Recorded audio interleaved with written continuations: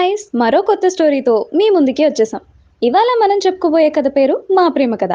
రచించిన వారు మరెవరో కాదండి, నేనే, అంటే సౌజన్య పతివాడ. ఇక ఏ మాత్రం ఆలస్యం చేయకుండా కథలోకి వెళ్ళిపోదామా. మా ప్రేమ కథ ఎపిసోడ్ నెంబర్ 4. ఓ గ్రేట్. అవును ప్రజ్ఞ, ఇంతకీ నువ్వెవరిని లవ్ చేయట్లేదా అని సడన్గా అడుగుతాడు నందు. దెబ్బకి పాప సైలెంట్ అయిపోతుంది.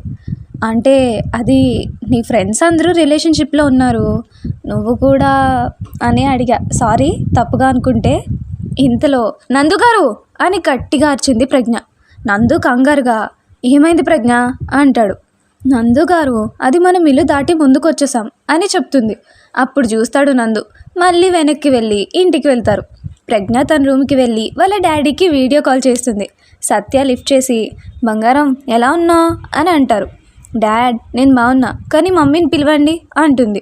ఇంద్రని పిలుస్తారు సత్య.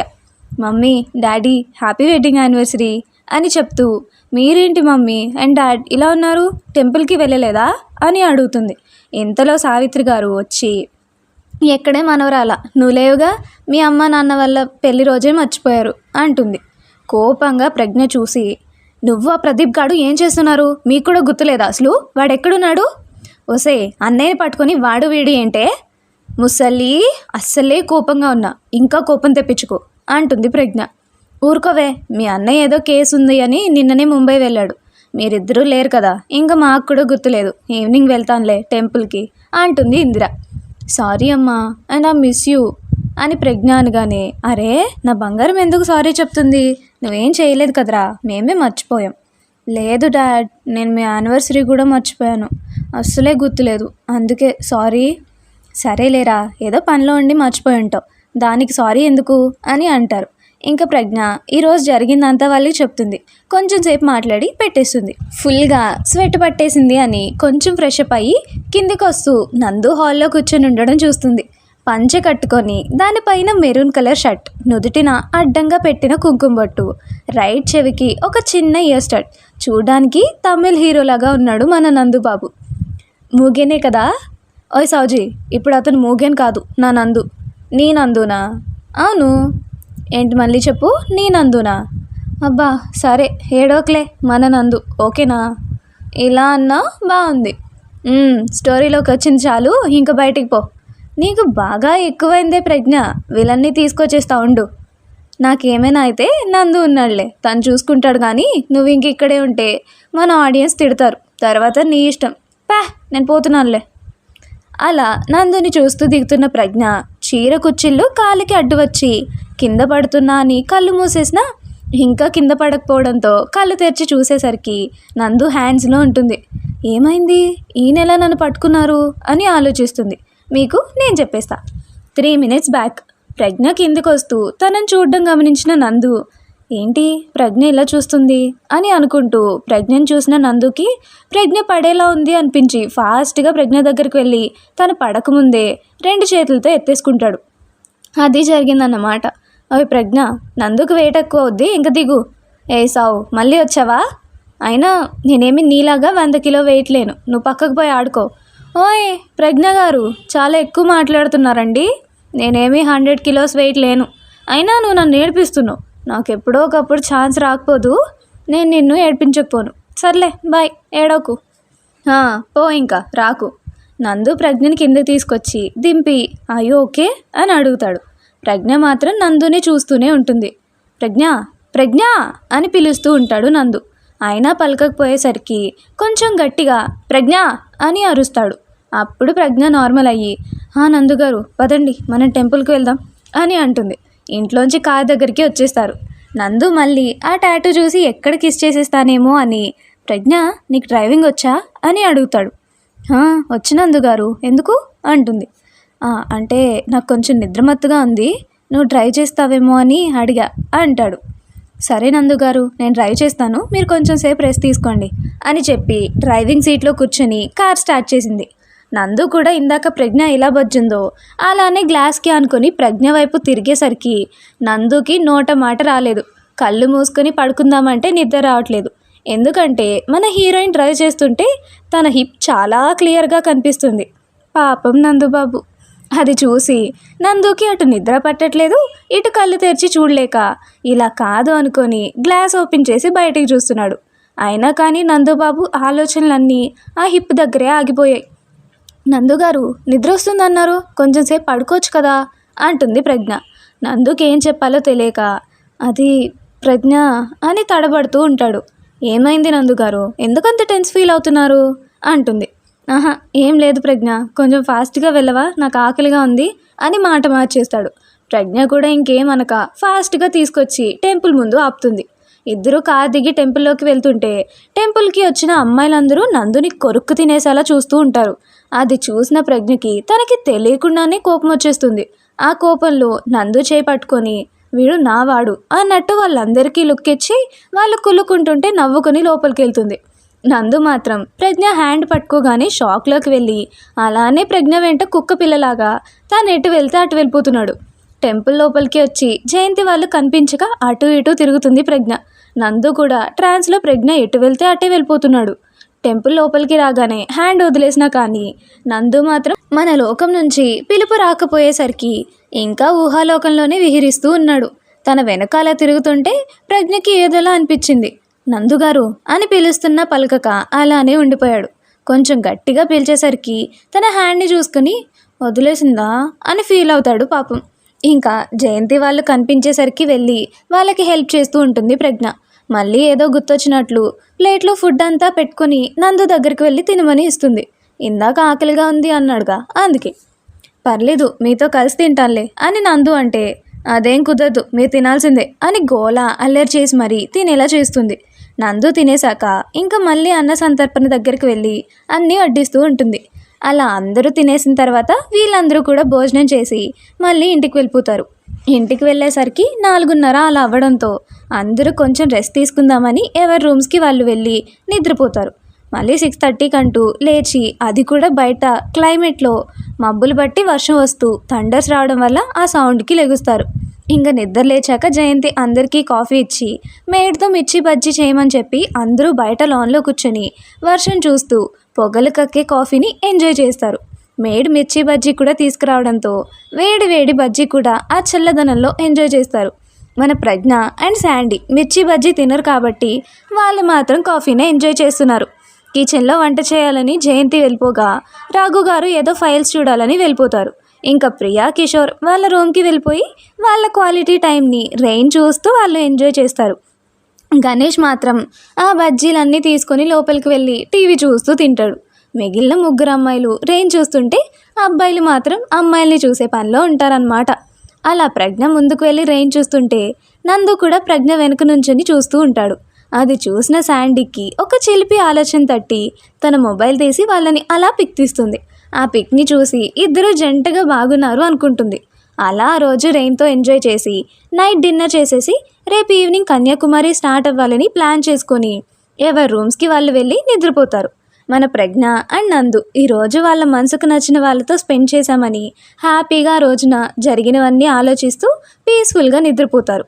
నెక్స్ట్ డే మార్నింగ్ అందరు నిద్ర లేచి ఫ్రెష్ అయ్యి బ్రేక్ఫాస్ట్ చేసేసి ఎవరి మొబైల్ వాళ్ళు పట్టుకొని కూర్చున్నారు. అలా అందరూ మొబైల్స్లో ఉండడం చూసి విసుగొచ్చిన రఘురామ్ గారికి ఒక ఐడియా వచ్చి అందరినీ పిలిచి ఈరోజు లంచ్ యంగ్ గర్ల్స్ చేయాలి అని అంటారు. కానీ ప్రజ్ఞ, అంకుల్ రోజు ఆడవాళ్ళే కదా కుక్ చేసేది, ఈరోజు వంట అందరూ అబ్బాయిలు కలిసి చేయండి అని చెప్తుంది.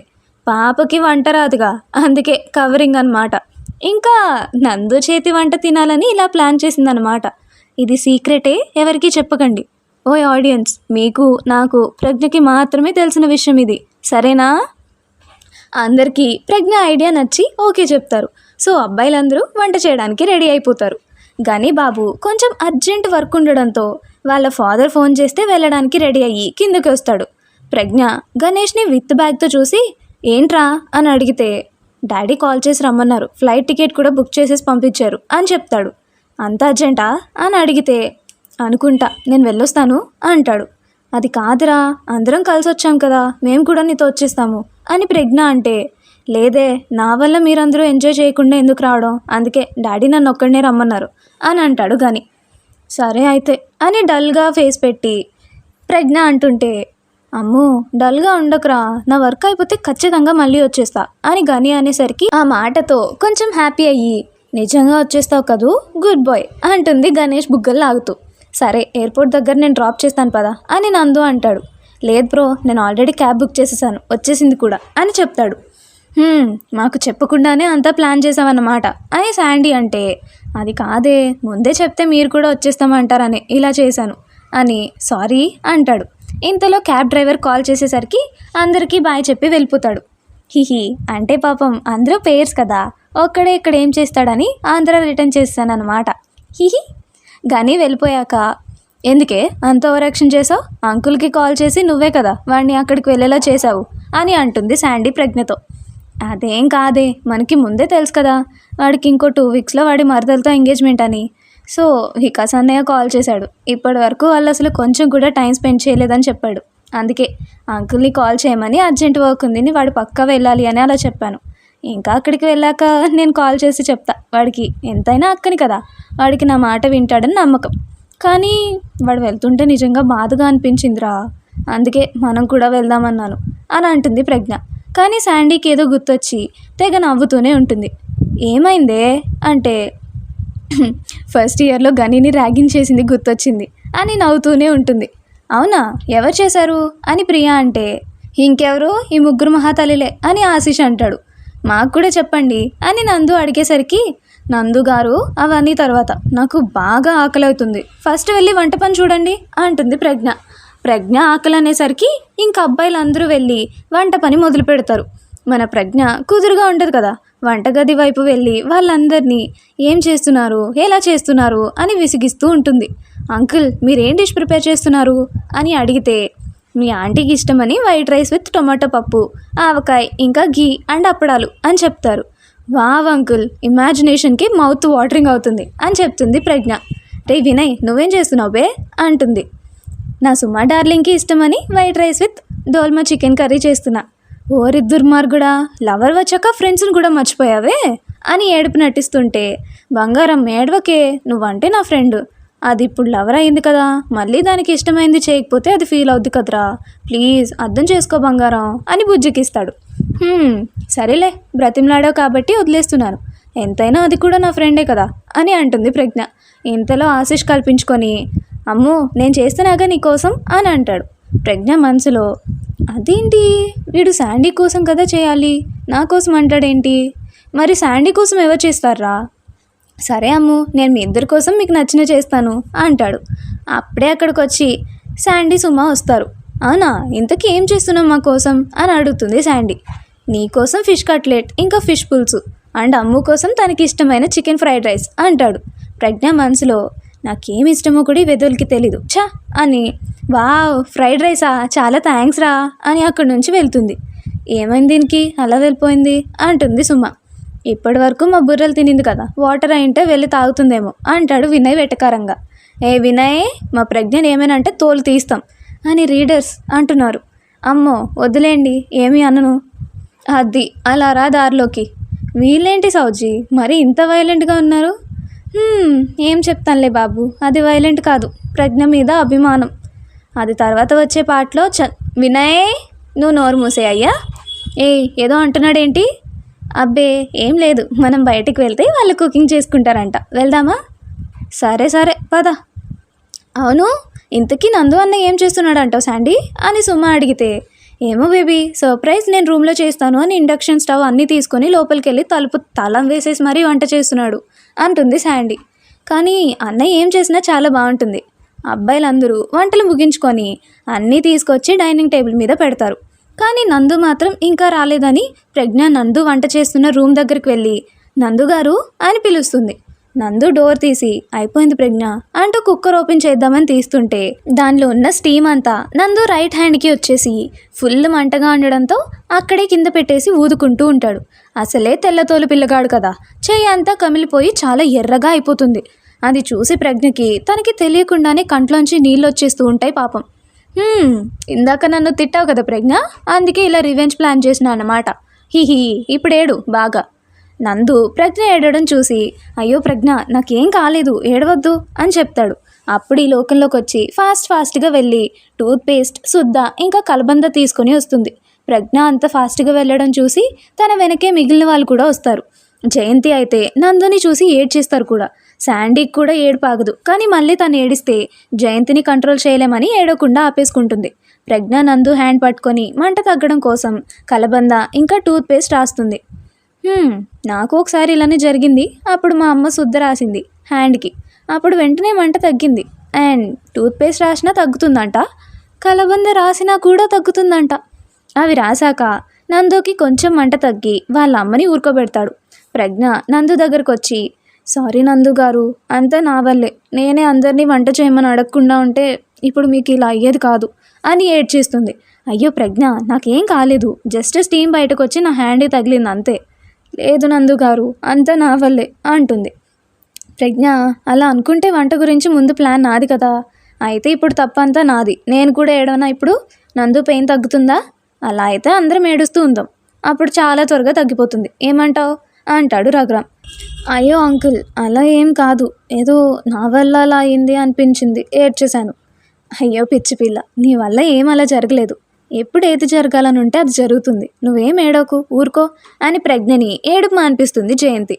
అత్తమ్మ, నా బేబీకి ఆకలేస్తుంది, పదండి ఇంక అందరం భోజనాలు చేసేద్దాం అని కిషోర్ అంటే, తాడి చెట్టు నీకు ఆకలి వేస్తుందని చెప్పు, బేబీని వంకెందుకు పెడుతున్నావు అంటుంది శాండీ. ఇంకా ఆ మాటకి అందరూ నవ్వేస్తారు. ఇదొక్కటి చాలు నా పరువు మొత్తం తీసేయడానికి అంటాడు కిషోర్ ఉడుక్కుంటూ. అయినా అసలు ఉంటేనేగా నేను మళ్ళీ కొత్తగా తీయడానికి అని సెటైర్ వేసి పారిపోతుంది శాండీ. వసేయ్ నిన్ను అని శాండీని పట్టుకోవడానికి వెళ్తాడు కిషోర్. కిషోర్ కొట్టడానికి వస్తాడు అని ముందే గ్రహించి మన శాండీ పాప పీటీ ఉషా రేంజ్లో పరుగందుకుంటుంది. ఇంకా ఇద్దరు పరిగెత్తి అలసిపోయి అక్కడే సోఫాలో సెటిల్ అయిపోయి గొంతులు చించుకొని మరీ అరుస్తారు. అమ్మా అని శాండీ, అత్తా అని కిషోర్ పిలిచి ఆకలి వేస్తుంది అని అంటారు. ఇంక అందరూ డైనింగ్ టేబుల్ దగ్గరకు వచ్చి కూర్చుంటారు. అందరూ తింటుంటే శాండీ ఒక పిచ్చితో కూడిన చిలిపి ఆలోచన వచ్చి ఎవరి పేరుకి వాళ్ళు తినిపించాలి అంటుంది.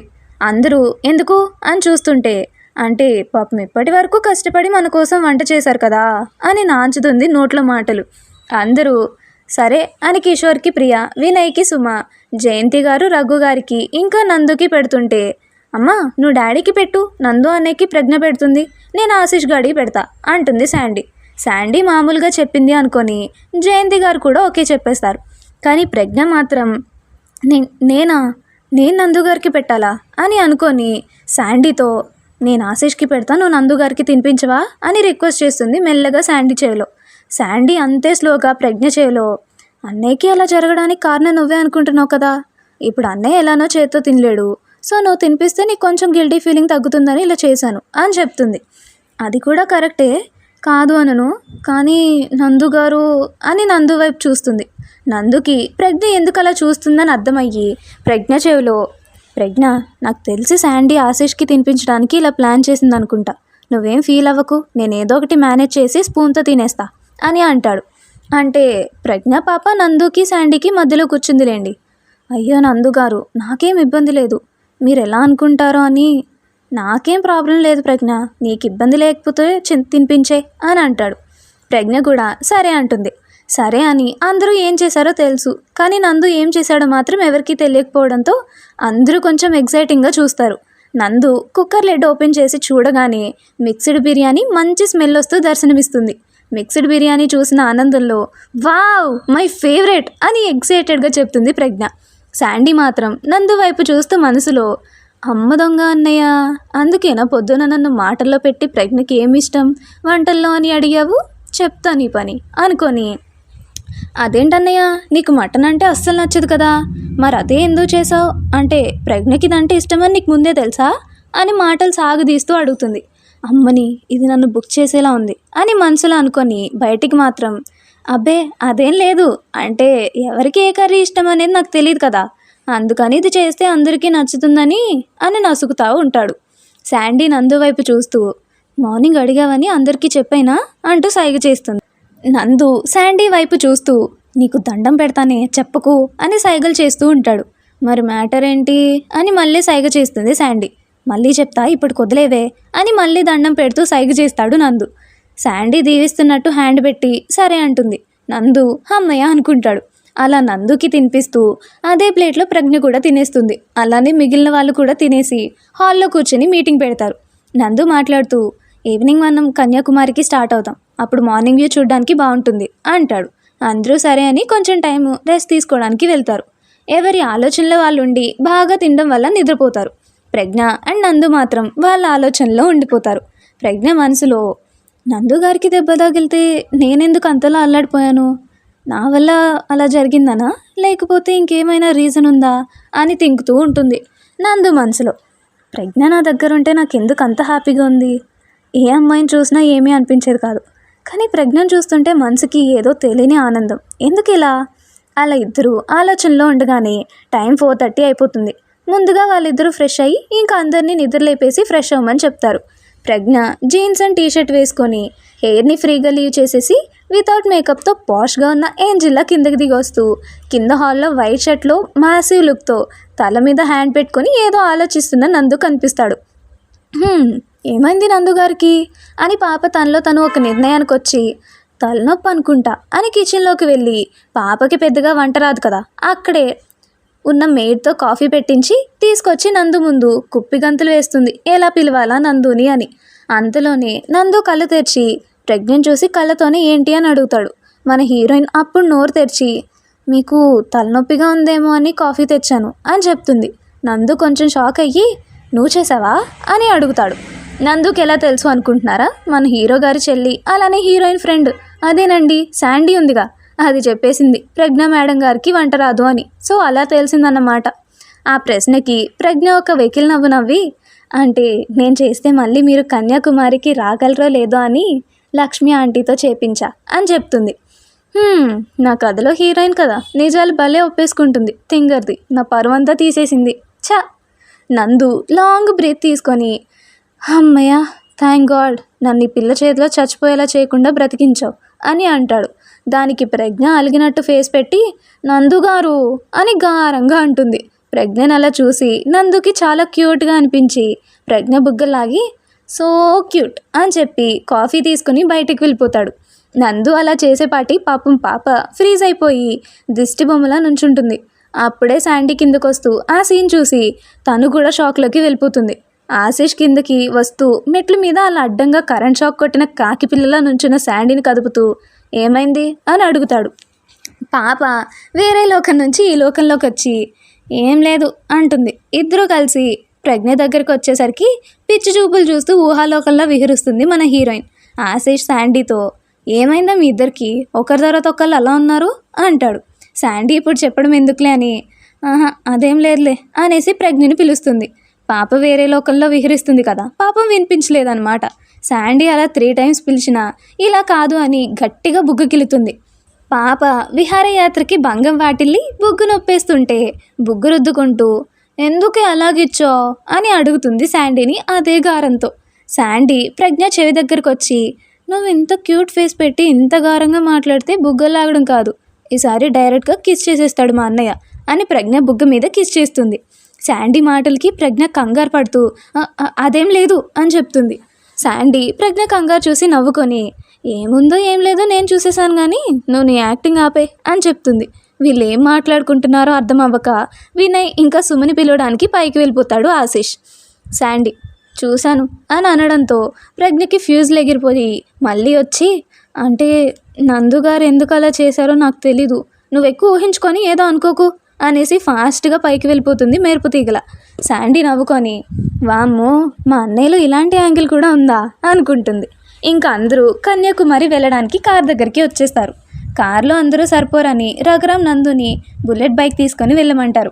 కానీ పాపం నందు హ్యాండ్ బాగోలేదు కదా, అందుకని వినయ్ ఇంకా సుమ బైక్ మీద వెళ్దామని శాండీ ఆశీష్ ప్రజ్ఞ నందుని కార్లో వెళ్ళమంటారు.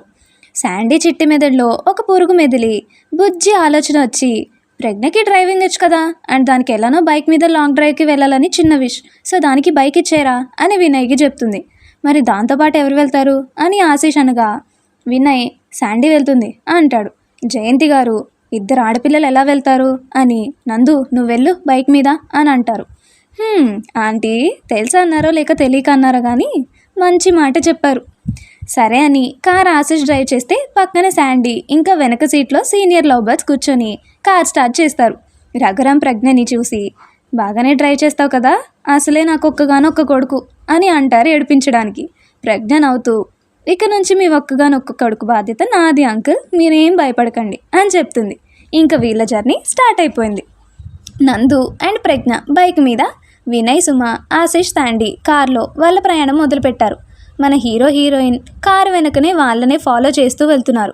అలా ఒక 2 hours జర్నీ అయ్యాక పాపలకి బాబులకి బాగా ఆకలయ్యి ఒక డాబా దగ్గర ఆగి ఫుడ్ తినేసి మళ్ళీ జర్నీ స్టార్ట్ చేశారు. కానీ ప్లేసులు మారి కార్ ఇప్పుడు ఆసిడ్ డ్రైవ్ చేస్తుంటే వెనక బైక్ సుమా బేబీ డ్రైవ్ చేస్తుంది. మన ముగ్గురు అమ్మాయిలకి బైక్ డ్రైవింగ్ వచ్చండోయ్. అలా జర్నీలో ఇంకా 2 hours అయ్యేసరికి అందరూ ఒక హోటల్ దగ్గరికి చేరుకున్నారు.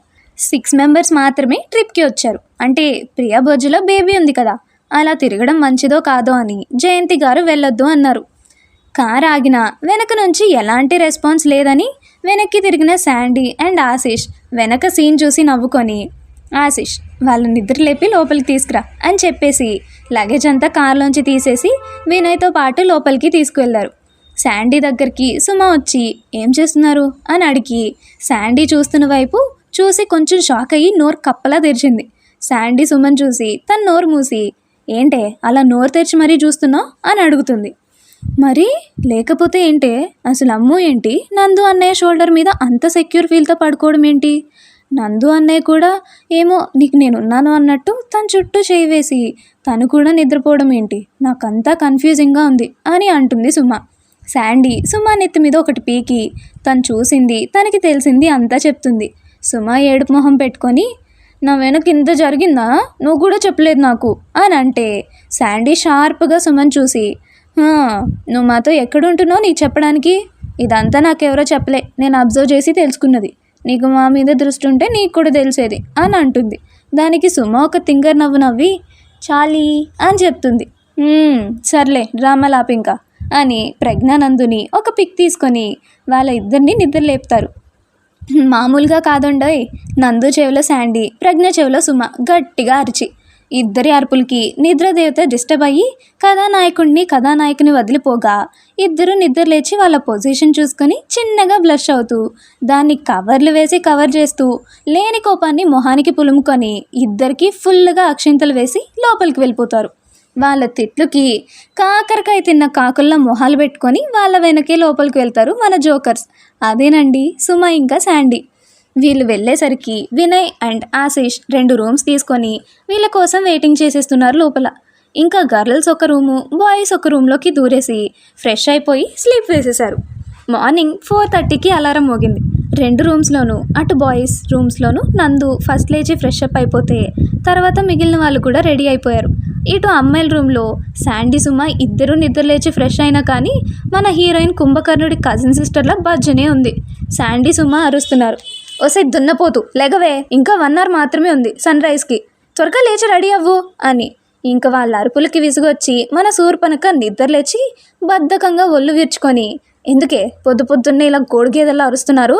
ఓసే నువ్వు 5 నిమిషాల్లో రెడీ అవ్వలేదో నిజంగా నేను గేదెలాగా నిన్ను పొడి చేస్తాను అని రంకెలేస్తుంటే మన కర్ణం మల్లేశ్వరి సిస్టర్ శాండీ ఆ గేదెను పట్టుకొని, నువ్వు ఫ్రెష్ అవ్వవే అని అమ్ముని వాష్రూమ్కి వెళ్ళమంది. ఆ గేదె రంకుల కన్నా మన సుబ్బా బేబీ రంకులు భయంకరంగా అనిపించింది. మాట్లాడకుండా ఫ్రెష్ అవ్వడానికి వెళ్ళింది అమ్ము పాప. ఇంకా అందరూ ఫ్రెష్ అయి బయటకు వచ్చి సన్ రైజ్ పాయింట్కి స్టార్ట్ అయ్యారు. సన్ రైజ్ పాయింట్కి వచ్చేసి సూర్య గారు ఎప్పుడు నిద్ర లేచి బయటకు వస్తారా అని వెయిట్ చేస్తున్నారు వీళ్ళు అండ్ ఇంకా చాలామంది జనాలు. ఒక 10 minutes నిరీక్షణ తర్వాత సూర్య గారు అప్పుడే నిద్ర లేచి బద్ధకంగా బయటికి వస్తూ ఉన్నారు. అంత హ్యాండ్సమ్గా ఉన్న సూర్య సార్ని అమ్మాయిలే కాకుండా అబ్బాయిలు కూడా మైమర్చి మరీ చూస్తున్నారు. వాళ్ళ చూపులకి సూర్య గారికి గర్వంగా అనిపించింది. ఇంకా ప్రకాశవంతంగా ప్రకాశింపసాగారు. ఆ నీటి మధ్యలో నుండి సూర్యుడు అలా పైకి వస్తుంటే అది చూసిన అక్కడి వారికి దేవుడు మరో 2 కళ్ళిస్తే బాగుండు అనిపించేంత అందంగా ఉంది ఆ దృశ్యం. ఆ సూర్య భగవానుడి లేలేత కిరణాలు వాళ్ళ మోముల్ని తాకుతుంటే మైమర్చి మరీ చూస్తున్నారు మన శూర్పణఖ అండుకో. ఎందుకో సడన్గా అమ్ము వైపు తిరిగిన నందుకి ఆ లేలేత కిరణాల నడుమ మన అమ్ము ముఖం చూసి మనసు లయ తప్పి అలా అమ్ము వైపు నడుస్తూ వెళ్తున్నాడు. అప్పుడే సాంగ్, నిన్నిలా చూసానే కళ్ళలో కళ్ళలో దాచానే రెప్పలే వేయనంతగా కనుల పండుగే. నందు నడుస్తూ నడుస్తూ రాయి తగిలి పడబోతూ తనను తాను తమ్మాయించుకొని నిల్చొని సాంగ్ హమ్ చేస్తున్నాడు. అడుగులే తడబడే నీ వల్లే గుండెలో వినపడిందిగా ప్రేమ చప్పుడే. అక్కడితో పాట ఆగిపోయింది. నందు కూడా తను ఏం చేస్తున్నాడో తలుచుకొని, నేనేనా ఇలా చేస్తుంది అనుకొని, ఈ పిల్ల నన్ను బాగా మార్చేస్తుందిరా బాబు అనుకొని అందరినీ పిలిచి వెళ్దామా అని అడుగుతాడు. అందరూ వెళ్దామని కార్ దగ్గరికి వెళ్తుంటే నందుని చూసిన ఒక అమ్మాయి ఫాస్ట్గా పరిగెత్తుకుంటూ వచ్చి హగ్ చేసుకుని కిస్ కూడా చేసేస్తుంది. అది చూసిన ప్రజ్ఞ ఒళ్ళు సూర్యుడి కంటే బాగా మండిపోతుంది. ఆ అమ్మాయి ఓలో నెక్స్ట్ అప్డేట్లో తెలుసుకుందాం, ఓకేనా? అప్పటి వరకు వెయిట్ చేసేస్తూ ఉండండి. ఇంకా ఉంటా మరి. ఈ వీడియోకి ఇంతటితో సమాప్తం. ఇట్లు మీ Soujanya Pativada. Thanks for watching. Bye. మరిన్ని ఇంట్రెస్టింగ్ వీడియోస్ కోసం మా వీడియోస్ని లైక్ చేసి డైలీ నోటిఫికేషన్స్ కోసం సబ్స్క్రైబ్ చేసుకొని పక్కనే ఉన్న గంట సింబల్ని ఆన్లో పెట్టుకోండి.